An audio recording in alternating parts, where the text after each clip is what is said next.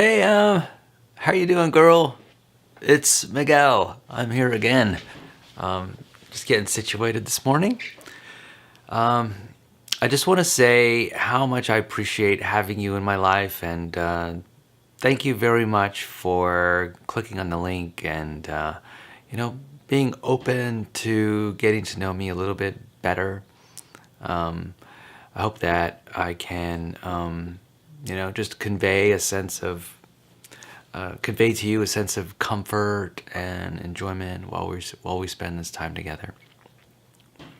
So today is the 15th of November.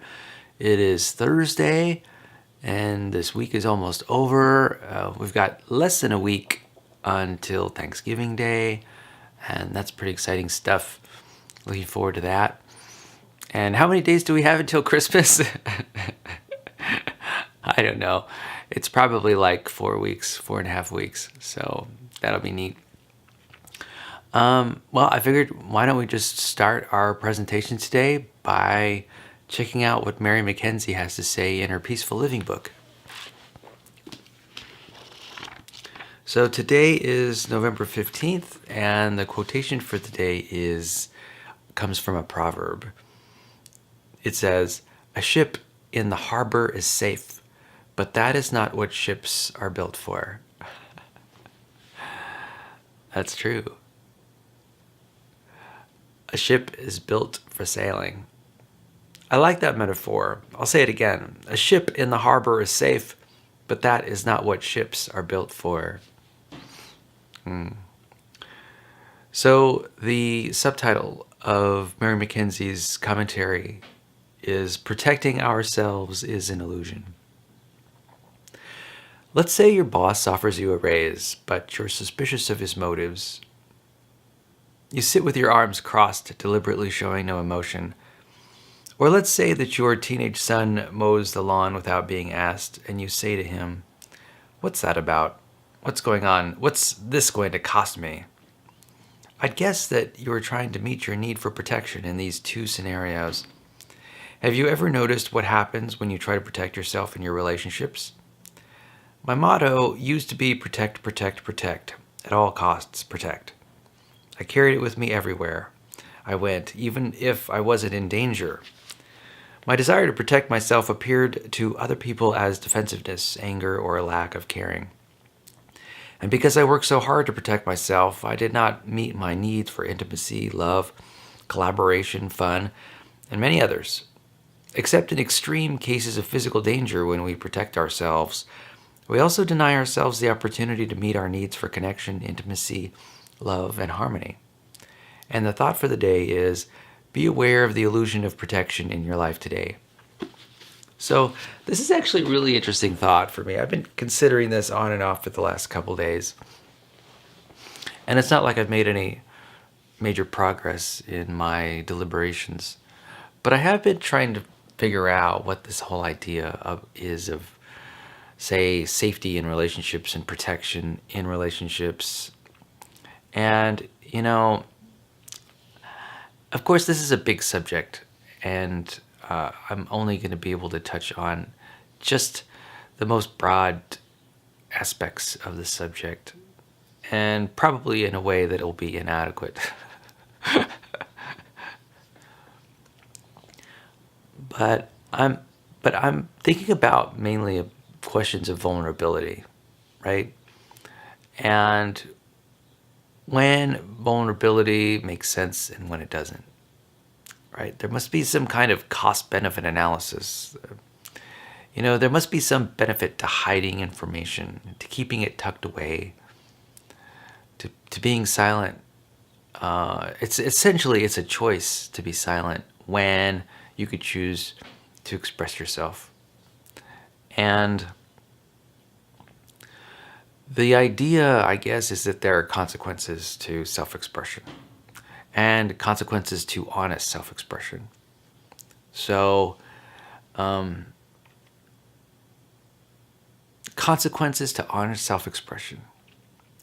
That is, and when I say consequences, I'm focusing primarily on negative consequences of honest self-expression. So, I'm asking myself now, in what situation would it be unwise to express oneself honestly? That is, in what ways would it be again against one's long-term self-interest to express one honestly? Express one's honestly. You know, here's the thing about communication. Communication is an art form, and communication is imperfect. And I think you really can't speak about one, that is protection in relationships, without recognizing the imperfection of communication.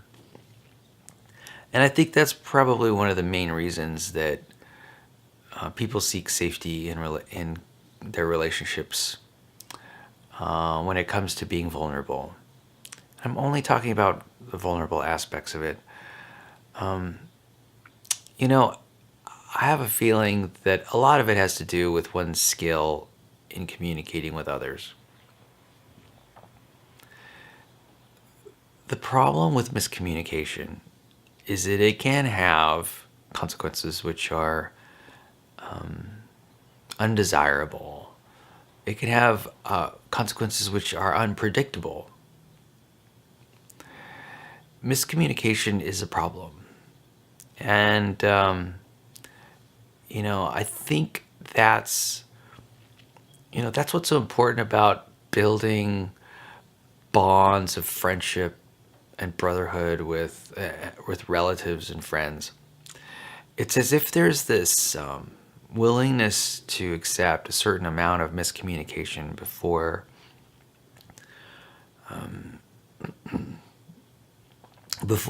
giving up, right? I mean, people can lose relationships if communication is inadequate, misconstrued, misunderstood, ambiguous. And I guess that's the risk, right?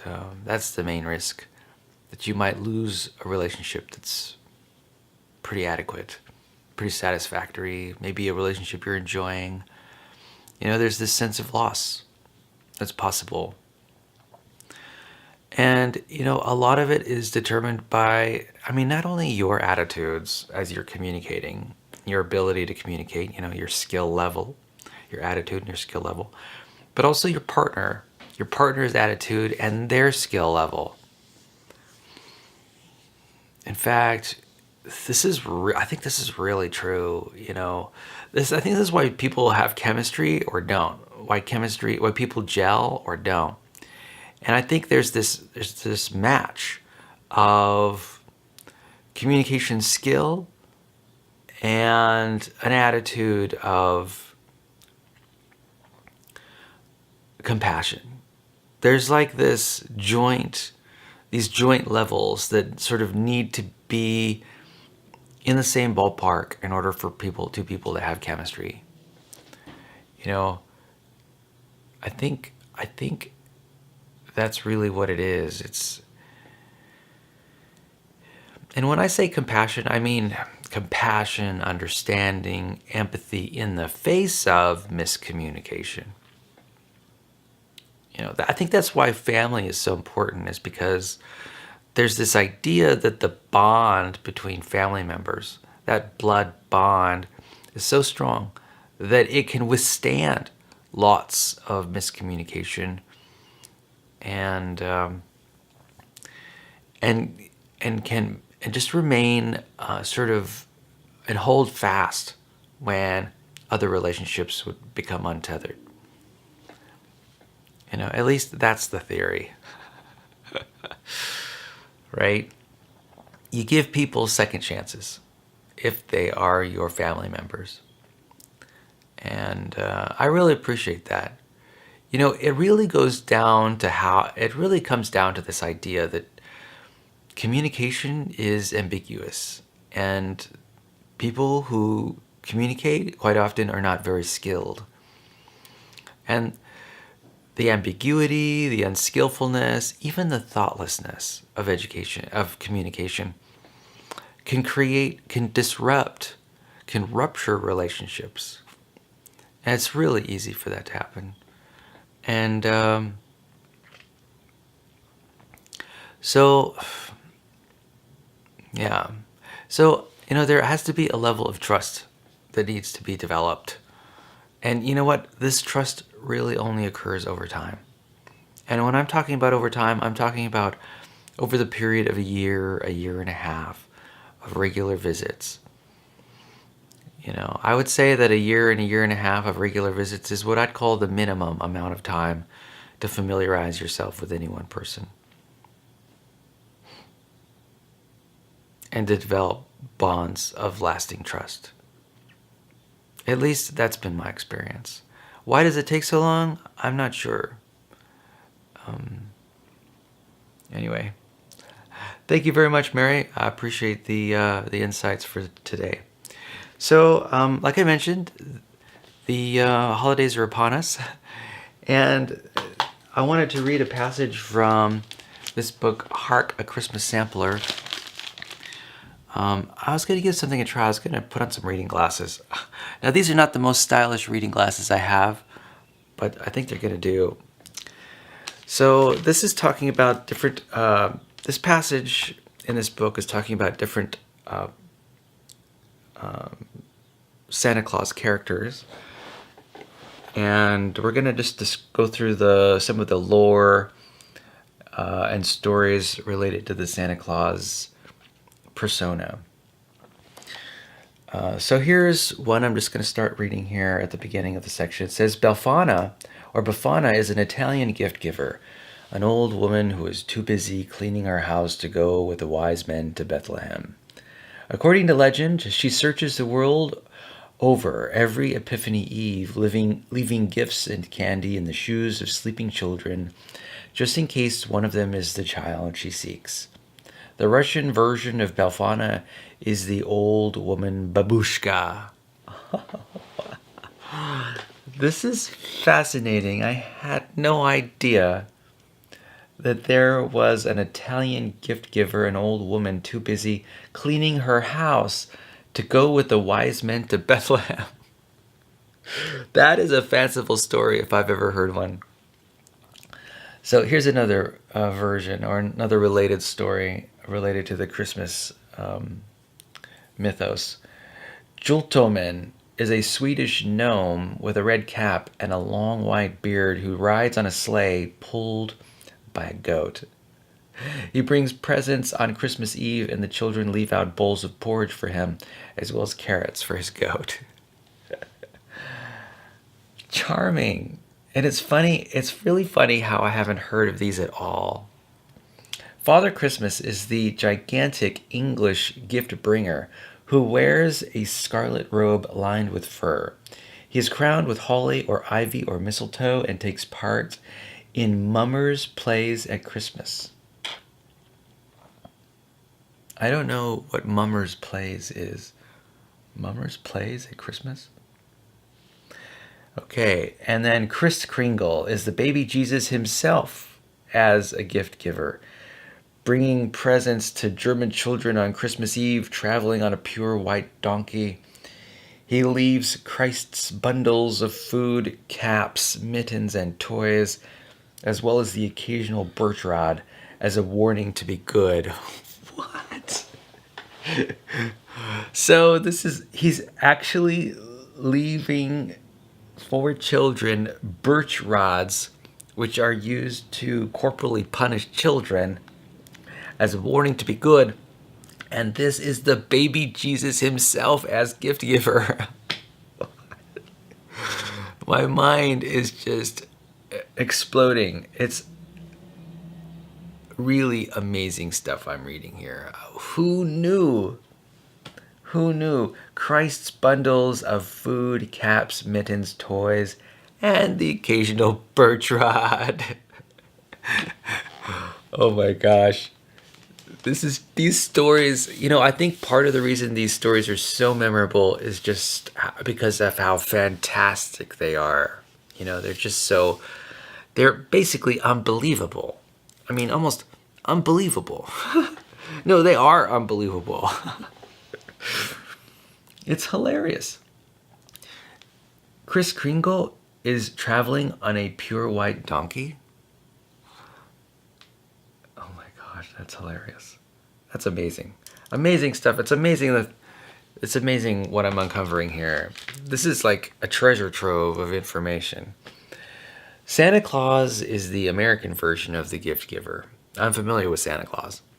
He was made popular by two American writers and one political cartoonist. In the early 1800s, the famous author Washington Irving wrote a number of stories about Dutch settlers in New York City.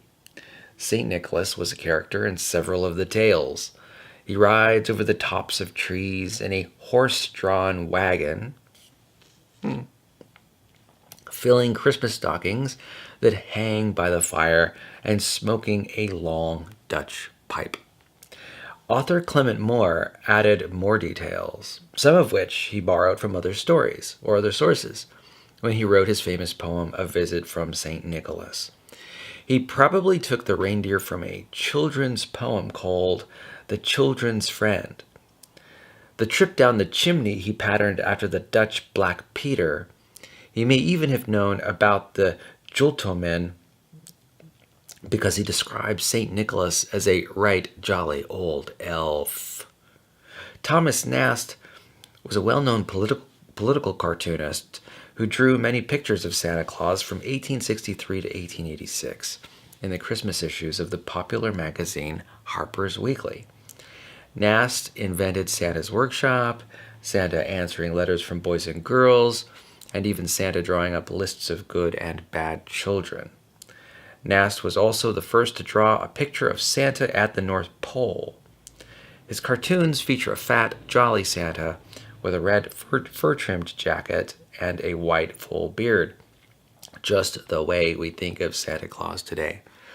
Fascinating. So, initially, I guess around the 1800s, Washington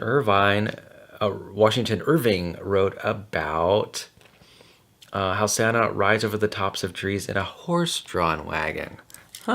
So, it shifts between horses and reindeer, and then this whole idea that he lives at the North Pole, developed by Thomas Nast. It's kind of interesting how this folklore develops. The idea that he's answering letters from boys and girls at the North Pole. It's kind of funny how we just pile on from random stories onto these mythical creatures. How these reindeer and even horses are flying in the air over the trees. It really is pretty fascinating. And it's really wonderful that this author was able to piece together the sources for these stories. Pretty amazing stuff. I'm still really blown away by all these different Santa Clauses. Belfana, Joltoman, Father Christmas, and Kris Kringle. How funny. I love this. I really think how sweet it is about the Swedish gnome with a red cap who rides a sleigh pulled by a goat. What is his sleigh pulled by? That's what everybody wants to know. Is it a goat, a reindeer, a horse? Who knows? He brings presents on Christmas Eve, and the children leave out bowls of porridge for him as well as carrots for his goat. I mean, come on. You can't do better than leaving bowls of oatmeal out for Santa Claus and carrots for the goats. For the goat. The single goat. The single goat that pulls Santa Claus's sleigh. So is it 9 reindeer, including Rudolph the Red-Nosed Reindeer? Or is it a single goat? This is a question that we all need to know.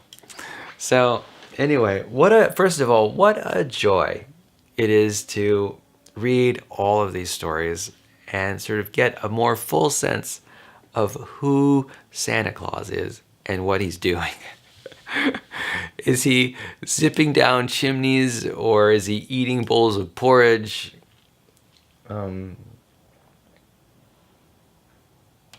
Is he handing out toys and food and caps and mittens and switches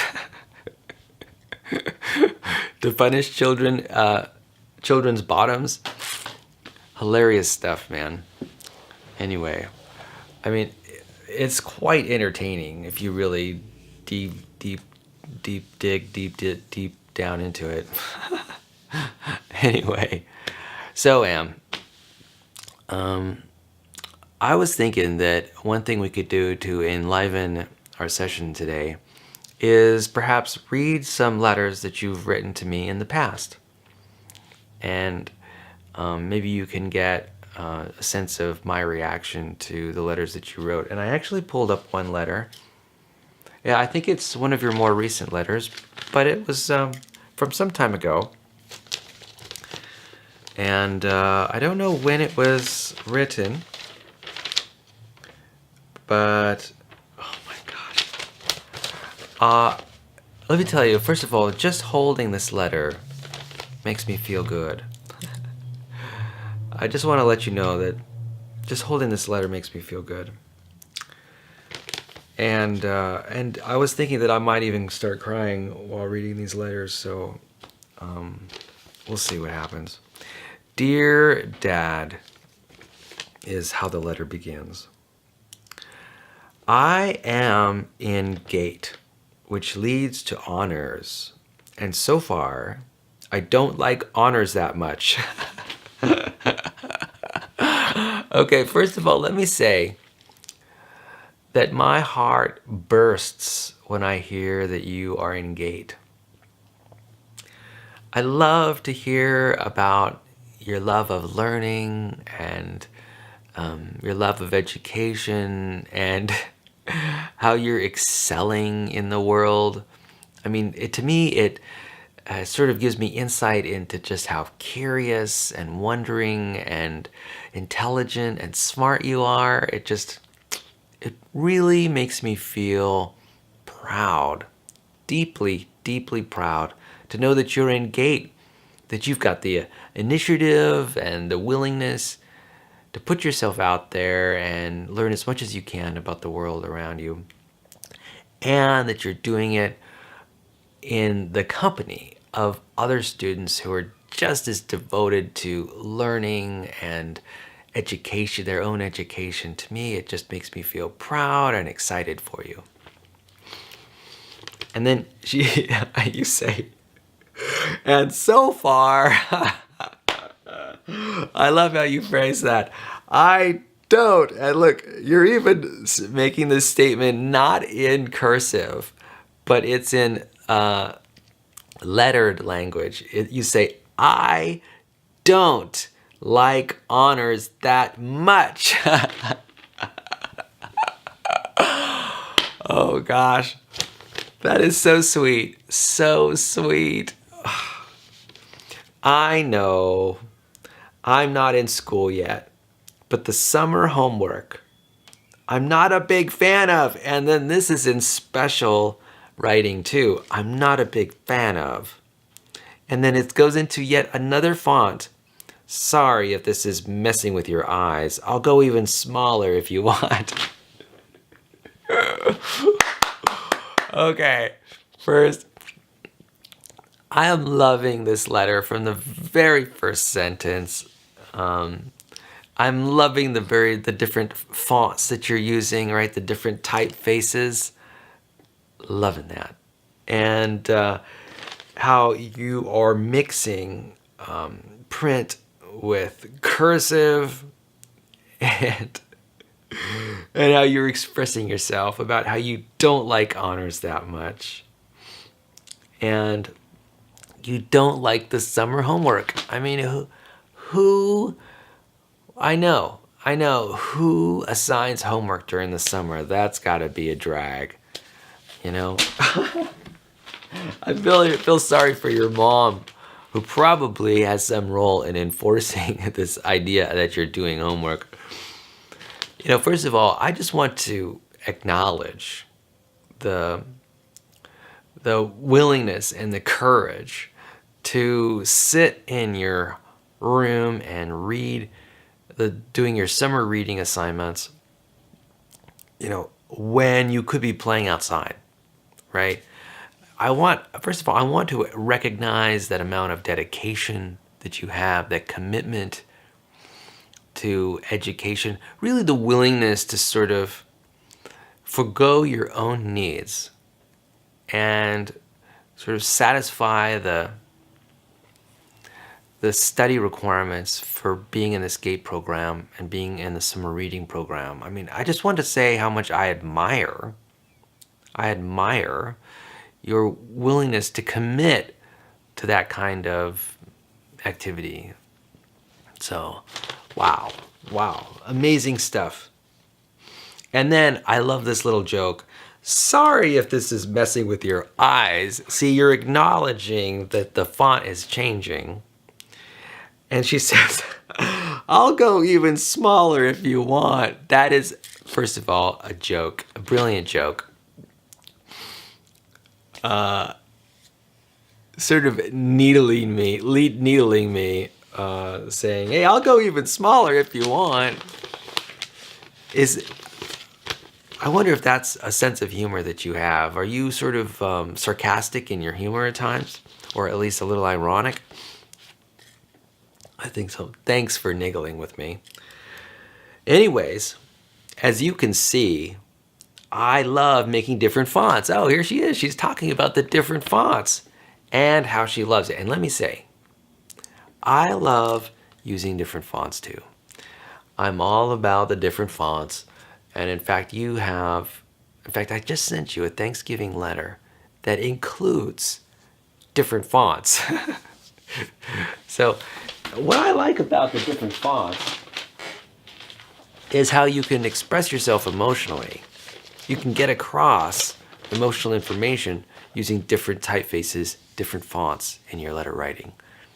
And I find it a really good way to express myself and certainly to express my creativity and get messages across.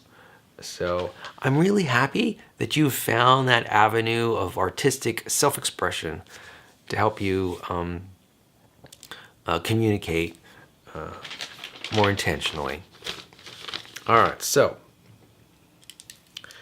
sometimes I write in strange fonts or fonts that you can't read.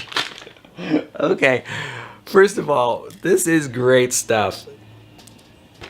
You say you write in strange fonts, and the font that's showing here on the page is a font that is really blocky.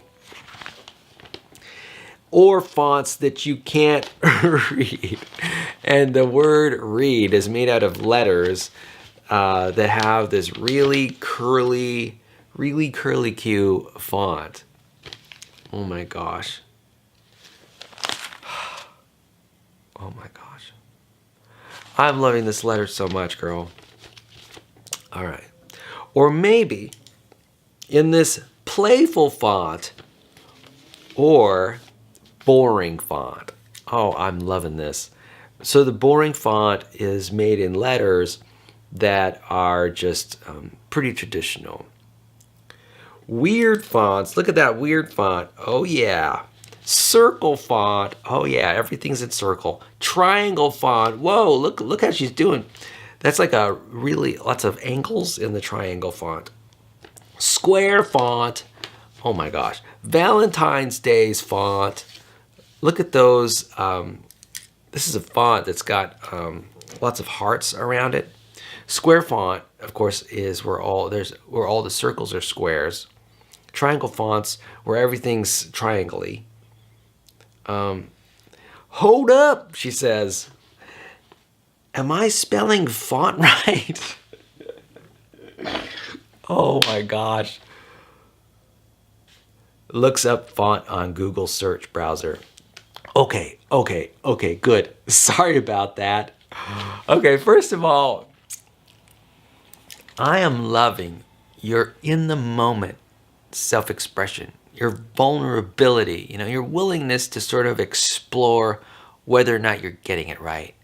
And I'm loving the attitude that you're bringing to it, this attitude of joy and playfulness when you write this letter. I mean, this is such a wonderful attitude. Oh, I'm loving it. I like to write letters with... All right, here we go. let's see, what am I doing here? Okay. All right, so anyway, first of all, loving this exploration of different typefaces, loving your playfulness and joy, this fun. Basically, you're having fun. I'm feeling it too. I'm feeling jazzed. Let's have more fun. Anyway, yeah, you get the point. This is my actual handwriting with arrows pointed at each word. That is her actual handwriting. Yeah. Okay, that's actually, first of all, that is nice handwriting. I think, are you a left-hander too? I think you're left-handed.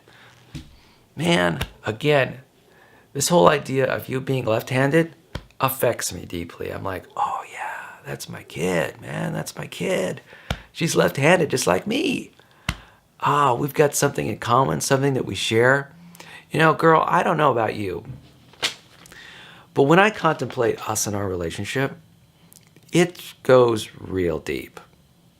I'm noticing commonality all the time. It is definitely apparent that you are my child, and there are so many things we share in common, even down to the sense of humor and the playfulness and how we like to express ourselves artistically. There's just so much commonality. And then we're both left-handed. You gotta be kidding me. So, anyway, loving this letter so far. I haven't even got past the first half page yet. Well, okay. We've got some drawings here, so we're 3/4 of the way down. And then awkward silence. So what I'm getting here is that you don't quite know what to say next. It's like, what am I gonna do next? Maybe I don't have a certain handwriting. I do. Okay, what I'm loving here are these faces. I don't know if you can even see them, but oh yeah, this face, this is my handwriting, and then this here where it says maybe I don't have a certain handwriting. So I'm loving this face. Look at that. What a cute image. The eyeballs with the dots inside and the mouth shape. Come on. That's hilarious. And look at that one. Dope. I'm loving the illustrations. Let me tell you, girl. This letter goes on for ages, man. Good. Well, I get to enjoy it. That much more. Oh my gosh. What? You grew a nose? Yay! Look. More images, more faces. Check those out. What? That face almost looks angry. You grew a nose? And look at those eyebrows. I think I grew some eyebrows too. And look at those eyeballs, how they got larger all of a sudden. And how the mouth shape turns down. Good stuff. Yay! Look at that, yay, with one exclamation point. Nice. Grr. What? Okay, this is just, she's just having fun here. Grr. What did you say? So what we have here is just a vertical line of different faces and expressions about what those faces might mean on either side. So, grr, what did you say? Grr, you can talk? Yeah, wow, at least you're happy. Derp, I'll name you Derp. Yay, get rid of the nose. Oh, wow, first of all, what I like about this face at the bottom is that it shows really happy eyes, and there's hash marks on the teeth, showing shiny teeth. So, loving it. Oh my gosh. This was about the time that I was using cartoons in my letters that I was sending you. And I've got letters to show that, I was making cartoons in my letters, and at least you were getting the message and responding back to me with more cartoons. First of all, I love that mutuality, that tight connection that we had in terms of our own artistic expression, how we were sort of jibing with each other, right? I was I was expressing myself in different fonts and different cartoons, and you were expressing yourself in different fonts and different cartoons, and we were just going back and forth, and it was like this creative exchange where, I don't know, it was a good time. All right, so let's read more. That was weird. Anyways, I remember you used anyways before. I'm reading a book in large font, all caps. I'm reading a book. I'd like to hear what it is. I'm in the middle of my book though. Doops. Yeah. Handwriting. You know what? She's reading a book, and I don't know what book you're reading. Yeah. Handwriting is your personality. And look, it's got an exclamation point that's wiggling. Yeah. That is why I like fonts.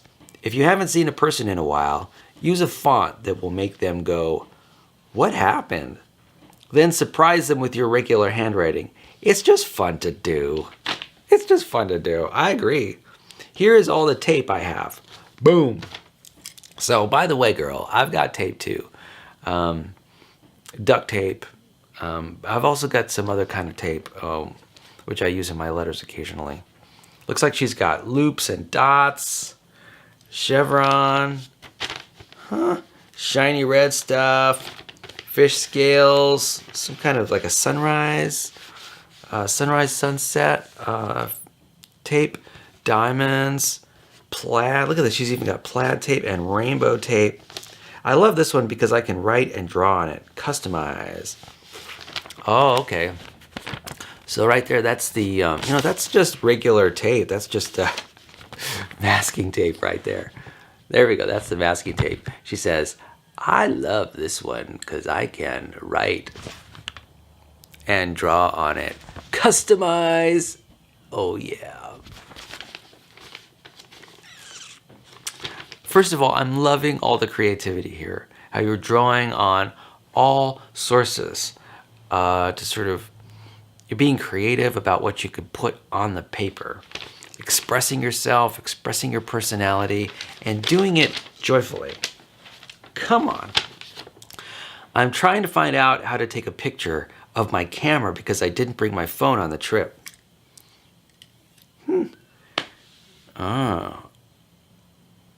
Oh, take a picture of my camera. Oh, so you've got a camera.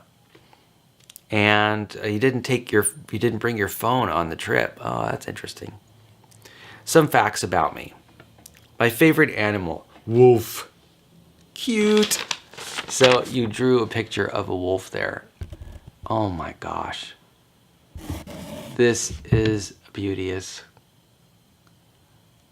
Loving that. And look, it says cute, exclamation point, and your eyeballs are like hearts.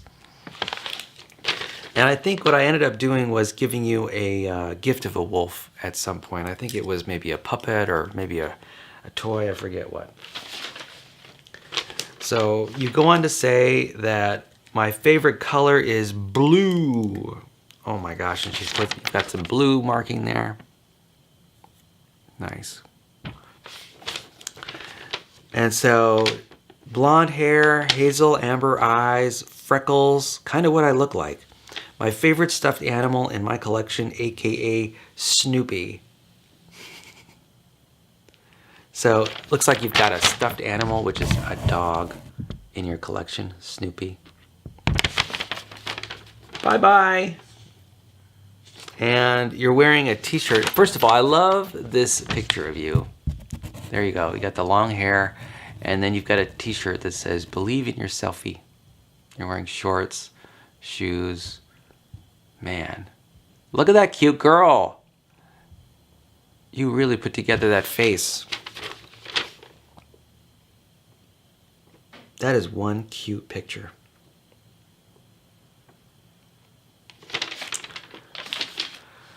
Whew. Oh man. that letter was a knockout for me. I am so grateful to have hung on to that letter, and I certainly will for a long, long time. So happy to feel the intention behind that letter and to feel the enthusiasm and the strength of character and personality and the joy and the willingness to express yourself and the willingness to be creative. And I mean, all of that just makes my heart burst with pride and joy. And just, as I reflect on that period of time, I recognize just how precious it was. How precious. And I just want to say, Emily, if you ever get the urge to write another letter, I am willing to accept it. That's for sure. And definitely would want to hear what's on your mind and what's going on with you in the present. I'm kind of interested in what ideas you're playing with, what questions you're asking about the universe and what's in it and your role in it. And I'm sure that you're sort of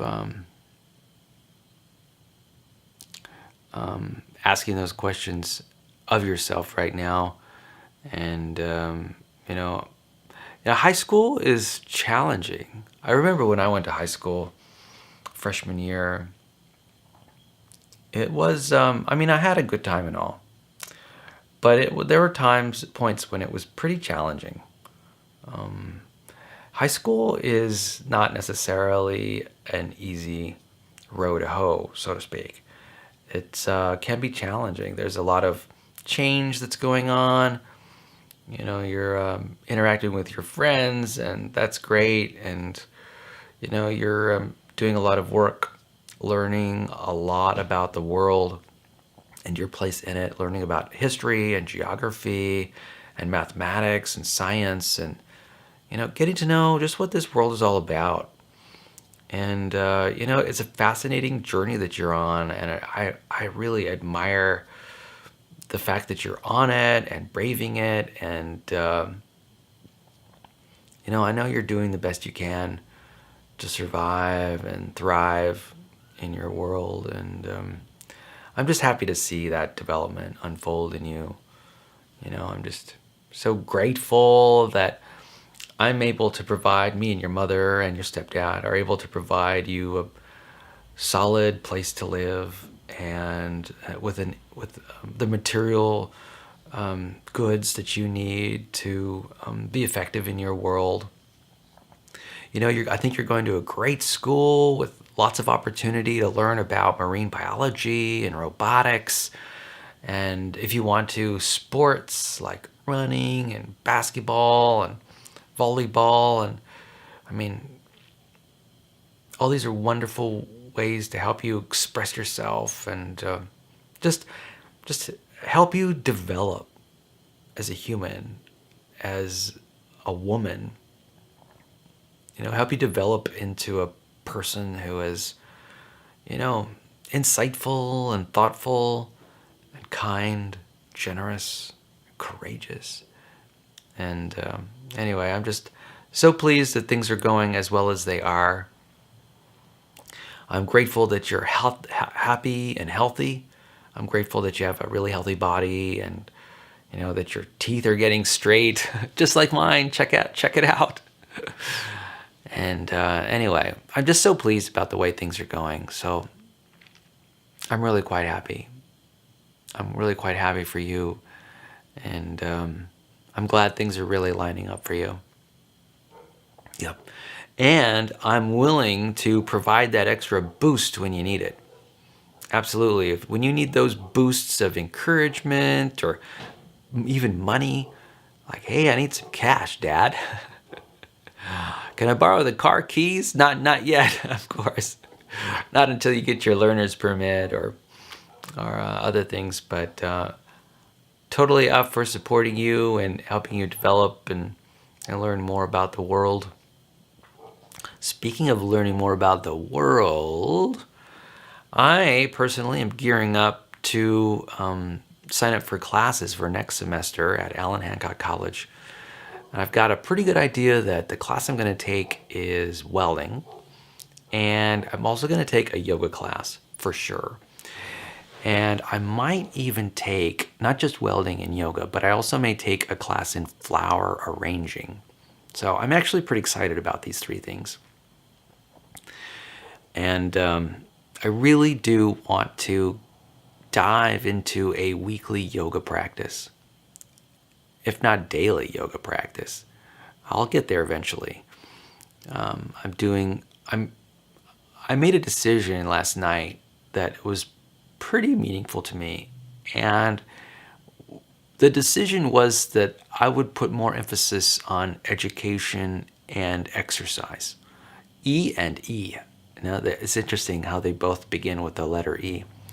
So, education and exercise and work at my workplace. I'm going to put more energy into my workplace. So, education, exercise, and work.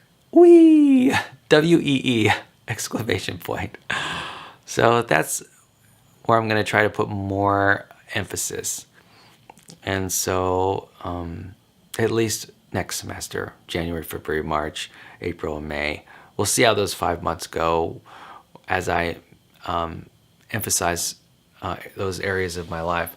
I think if things are going like I expect them to, I expect to see amazing changes. I love taking classes because I learn from my instructors, and it just widens my life. It widens my horizons, and I love being exposed to new ideas and new techniques, new methods. I also like hanging around with young people who are able to teach me stuff about, using information technology and computers and digital electronic gadgets, things like that. People who are excited about the world and their place in it. And so I'm really excited. I'm excited to learn more about yoga and start a regular practice of doing it. I actually have been relatively inactive in the yoga sphere, and I want to put more energy into learning yoga. I have a few books, and I was streaming some yoga lessons, and for some reason I just was not taken in by the experience. I think there's a lot there, and I want to focus more time and energy on developing sort of a yoga mindset. And so I'm thinking taking a class at Allen Hancock College in yoga will be quite helpful. It'll get me into the classroom and on the mat ASAP. Well, Emily, I just want to say that I really appreciate our session today. I enjoyed talking about the Mary Mackenzie stuff and the Christmas stuff, which warms my heart. And then reading your letter again just energized me. Let me tell you, there's so much potential that we have as a pair, as a father-daughter pair. There's so much potential we have in that relationship. And I am excited to mine it for even more gold than we have. And I wonder if you're willing to mine that relationship too. And if you're not, that's fine. Maybe in the future you might be a little more willing. And I've got the patience to wait until it happens. So I want you to know that thank you for your encouraging letter that you sent me all those years ago. And let me tell you that I cherish it. I cherish you. I cherish your mind. I cherish your history. And I cherish just my connection with you. And I'm so pleased to have you in my life, and that you help give my life meaning. I mean, it has plenty of meaning in it already, but it's really a particular bonus to have that meaning come from a source and a place that is so special. I love you, girl. Peace and out.